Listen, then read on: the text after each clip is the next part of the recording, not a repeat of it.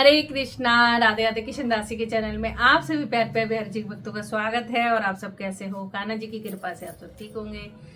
तो उत्पन्ना एकादशी की सबको बधाई हो। तो कथा सुनाने जा रही हूँ, अच्छी लगे तो शेयर भी करना। तो हाथ में तुलसी पत्ता फूल या तिल ले सकते हो। तो श्रीमन नारायण नारायण नारायण नारायण नारायण लक्ष्मी नारायण नारायण नारायण गोविंद नारायण नारायण। बोलो लक्ष्मीनारायण भगवान की जय। युधिष्ठिर ने पूछा, भगवान पूर्णिमयी एकादशी तिथि कैसे उत्पन्न हुई? यह संसार में क्यों पवित्र मानी गई है? देवताओं को कैसे प्रिय हुई? श्री भगवान बोले, कुंती नंदन, प्राचीन समय की बात है। सतयुग में मुर नामक दानव रहता था। वह बड़ा ही अद्भुत, अत्यंत रौद्र तथा संपूर्ण देवताओं के लिए भयंकर था। उस काल रूपधारी दुरात्मा महासुर ने इंद्र को भी जीत लिया था। संपूर्ण देवता उससे परास्त होकर स्वर्ग से निकाले जा चुके थे। शंकित तथा भयभीत होकर पृथ्वी पर विचरण करते थे। एक दिन सभी देवता महादेवी के पास गए। वहां इंद्र ने भगवान शिव के आगे सारा हाल कह सुनाया। भगवान श्री कृष्ण कहते हैं, युधिष्ठिर, महादेव जी की बात सुनकर परम बुद्धिमान देवराज इंद्र संपूर्ण देवताओं के साथ वहां गए। भगवान गदाधारी क्षीर सागर के जल में सो रहे थे। उनका दर्शन करके इंद्र ने हाथ जोड़कर स्तुति आरंभ की। इंद्र बोले, देवेश्वर, आपको नमस्कार है। देवता और दानव दोनों ही आपका वंदना करते हैं। पुंडरीकाक्ष, आप दैत्यों के शत्रु हो। मधुसूदन, आप लोगों की रक्षा कीजिए। जगन्नाथ, संपूर्ण देवता मुर नामक दानव से भयभीत होकर आपकी शरण में आए हैं। हमें बचाइए, हमारी रक्षा कीजिए। हम सब लोग आपकी शरण में आए हुए देवताओं की सहायता कीजिए। प्रभु, अत्यंत उग्र स्वभाव वाले महाबली मुर नामक दैत्य ने संपूर्ण देवताओं को जीतकर इन्हें स्वर्ग से निकाल दिया है। इंद्र की बात सुनकर भगवान विष्णु बोले, देवराज, वह दानव कैसा है? उसका रूप और बल कैसा है तथा उस दुष्ट के रहने का स्थान कहाँ है? इंद्र बोले, देवेश्वर, पूर्व काल में ब्रह्मा जी के वंश में ताल जंग नामक एक महान असुर उत्पन्न हुआ, जो अत्यंत भयंकर था। उसका पुत्र मुर दानव के नाम से विख्यात हुआ है। वह भी अत्यंत उत्कट, महापराक्रमी और देवताओं के लिए भयंकर है। चंद्रावती नाम से प्रसिद्ध एक नगरी है, उसी में स्थान बनाकर वह निवास करता है। इंद्र का कथन सुनकर भगवान जनार्दन को बड़ा क्रोध आ गया और वे देवताओं के साथ लेकर चंद्रावतीपुरी में गए।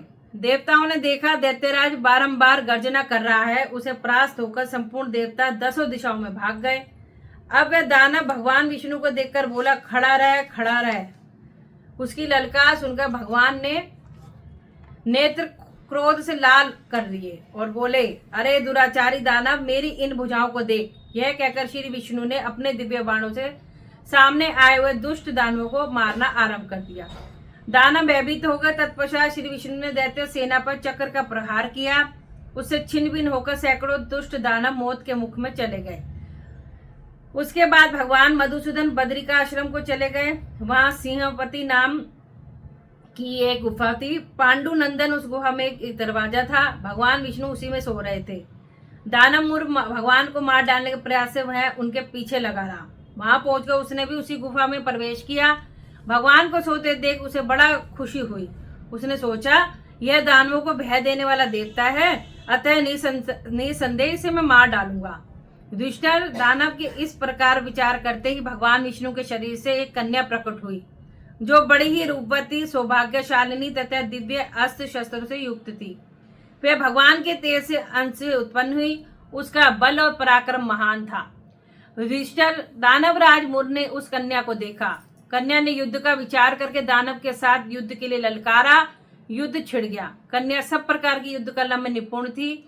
वह मुर नामक महान असुर उसके हुंकार मात्र से ही राख का ढेर हो गया। दानव के मारे जाने पर भगवान जाग उठे। उन्होंने दानव को धरती पर पड़ा देख पूछा, मेरा यह शत्रु अत्यंत उग्र और भयंकर था, किसने इसका वध किया है?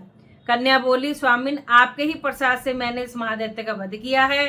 श्री भगवान ने कहा, कल्याणी, तुमने इस कर्म से तीनों लोगों की मुनि और देवता आनंदित हुए हैं। अतः तुम्हारे मन में जैसी रुचि हो उसके अनुसार मुझसे कोई वर मांग लो। देव दुर्लभ होने पर भी वह वर मैं तुम्हें दूंगा। इसमें तनिक भी संदेह नहीं है। वह कन्या साक्षात एकादशी थी।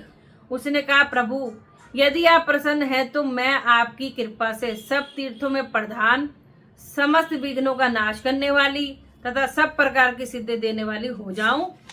जनार्दन, जो लोग आप में भक्ति रखते हुए मेरे दिन को उपवास करेंगे उन्हें सब प्रकार की सिद्धि प्राप्त हो।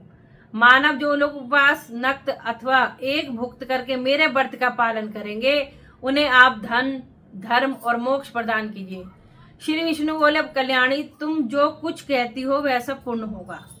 भगवान श्री कृष्ण कहते युधिष्ठिर, ऐसा वर पाकर महाव्रता एकादशी प्रसन्न हुई। दोनों पक्षों की एकादशी समान रूप से कल्याण करने वाली है। इसमें शुक्ल पक्ष और कृष्ण पक्ष का भेद नहीं करना चाहिए। दोनों एकादशी समान होती है।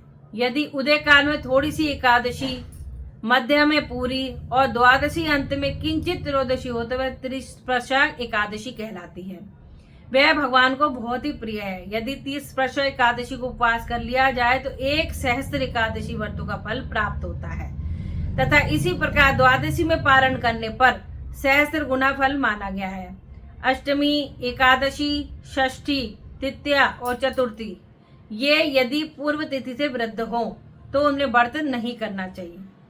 परिवर्तनीय तिथि से युक्त होने पर ही उसमें उपवास का विधान है।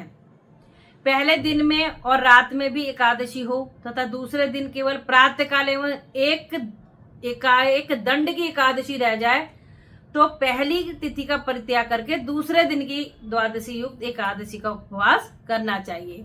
यानी एकादशी का जो व्रत होता है वो उदय तिथि से होता है, चाहे अगले दिन किंचित मात्र भी एकादशी हो उदय तिथि पे, लेकिन मान्य वही होगी, आपको एकादशी व्रत अगले दिन करना है। इस तरह से पहली तिथि का परित्याग करके दूसरे दिन द्वादशी युक्त एकादशी को ही उपवास करना चाहिए।